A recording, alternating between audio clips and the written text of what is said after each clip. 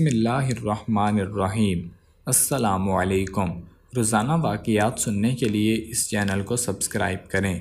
عربی میں کہتے ہیں چیزیں اپنی ضد سے پہچانی جاتی ہیں۔ جس طرح عاجزی اور گریہ زاری نے مندرجہ بالا واقعے میں ایک شخص کو مقبول بارگاہ بنا دیا، اس طرح تکبر اور غرور نے اسرائیل کو شیطان ابلیس رحیم اور خدا کرنے کا کیا کیا بنا دیا، راندہ درگاہ بنا دیا، عزت و عبادت کو خاک میں ملا دیا۔ ابلیس جس کو شیطان کہا جاتا ہے یہ فرشتہ نہیں تھا بلکہ جن تھا جو آگ سے پیدا کیا گیا تھا، لیکن یہ فرشتوں کے ساتھ ملا جلا رہتا تھا اور دور بار خداوندی میں بہت مقرب اور بڑے بڑے بلند درجات و مراتب سے سرفراز تھا۔ حضرت کعب احبار بیان کرتے ہیں کہ ابلیس 40,000 برس تک جنت کا خزانچی رہا اور 80,000 برس تک ملائکہ کا ساتھی رہا اور 20,000 برس تک ملائکہ کو واعظ سناتا رہا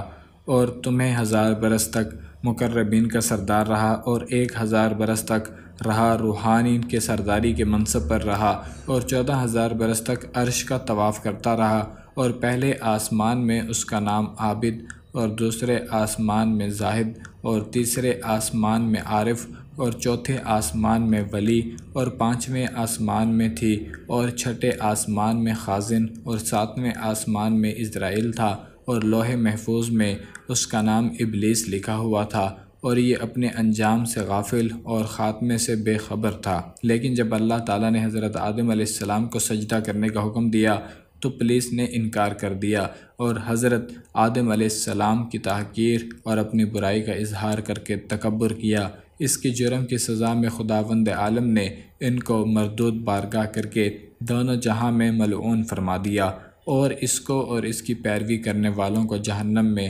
عذاب نار کا سزاوار بنا دیا۔ چنانچہ قرآن مجید میں ارشاد ربانی ہے، اللہ فرمایا،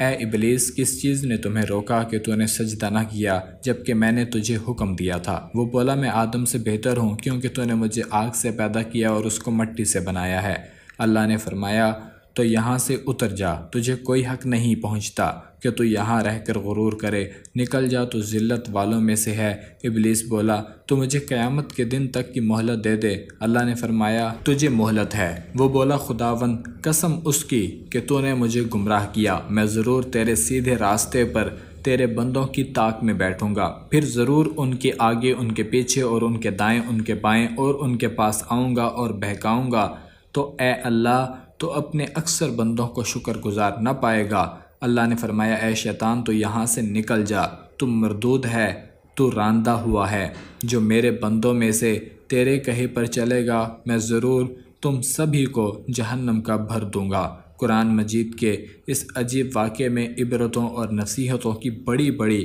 درکشندہ اور تابندہ تجلیاں ہیں، اس لیے اس واقعے کو خداوند قدوس نے مختلف الفاظ میں متعدد طرز بیان کیا، ساتھ ساتھ قرآن مجید کے 7 مقامات پر بیان فرمایا ہے، یعنی سورہ بقرہ، سورہ اعراف، سورہ حجر، سورہ بنی اسرائیل، سورہ کہف، سورہ طٰہٰ، سورہ جس میں اس دل دہلا دینے والے واقعے کا تذکرہ مذکور ہے جس سے مندرجہ ذیل حقائق کا درس ہدایت ملتا ہے۔ مزید اسی طرح کی ویڈیوز دیکھنے کے لیے چینل کو ضرور سبسکرائب کریں۔